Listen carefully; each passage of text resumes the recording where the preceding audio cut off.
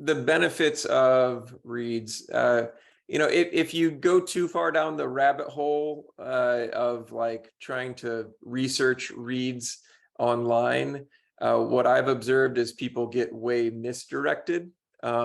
They stop paying attention to the most important part, which is how does it sound?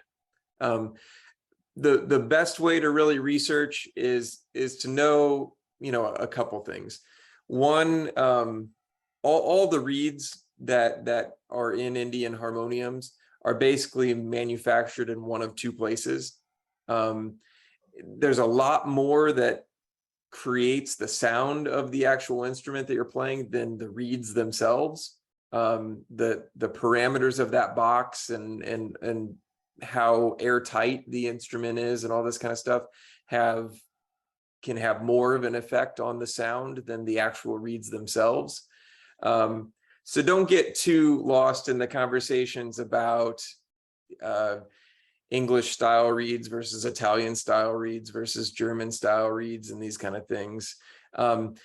If you ever see an instance where there's bass, male, and female reeds, that's going to be on a Calcutta style instrument, something manufactured in West Bengal or in or around there. These are, again, not the instruments that are common to, this is not the Krishna Das sound. And if you just want to hear some samples of what those kind of instruments sound like, look up, we have some samples of like Paul and Company harmoniums, which are monstrously heavy, very expensive, but they have a cool sound, and for the right customer, it's exactly what they're looking for. But typically, again, that Krishna Das kind of sound comes from two reeds, bass and female, and specifically those kind of reeds are going to be manufactured in Panipit, which is just about 2 hours away from Delhi. Yeah, good. Thank you. Yeah. Reeds is a big topic, but basically what most of the people that are here that I work with are interested in is Western Kirtan. And Western Kirtan is Krishna Das, it's Sanatam Kaur, it's a whole, genre in and of itself. And the sound is the two reed harmonium and the two banks of reeds. We call two reed, but it's really two banks of reeds. And the two banks of reeds are the bass bank and the male bank. And that's how it usually goes. So Bava Old Delhi Music sells a lot of stuff. So in Indian instruments is, good quality Indian instruments, and making those available in North America is our main focus. So we have sitars like the one behind me. We have tampura, we have all kinds of stuff. And we only manufacture the Bava harmoniums. Everything else we're getting from outside vendors that we have chosen and we like. So for scale changers, we sell Paul and Company harmoniums. We get as many as we can in a year. We don't get enough, but we do have those, and those are probably those are kind of the top of the line for scale changers. In terms of Bava making scale changers, it's complicated enough right now to make the 4 platforms that we're making, and I